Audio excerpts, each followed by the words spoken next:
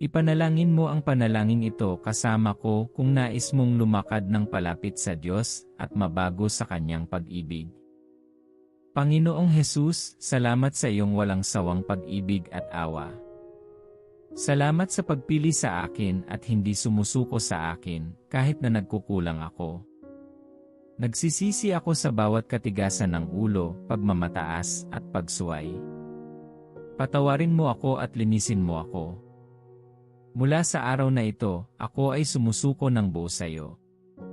Tulungan mo akong hanapin ang iyong mukha bago ang bawat desisyon at lumakad ng may kababaang loob, batid na kung wala ka ay wala ako.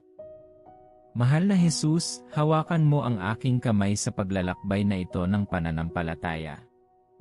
Palakasin mo ako kapag ako ay mahina, protektahan mo ako mula sa tukso, at patalasin ang aking pag-unawa upang aking marinig at sundin ang iyong tinig.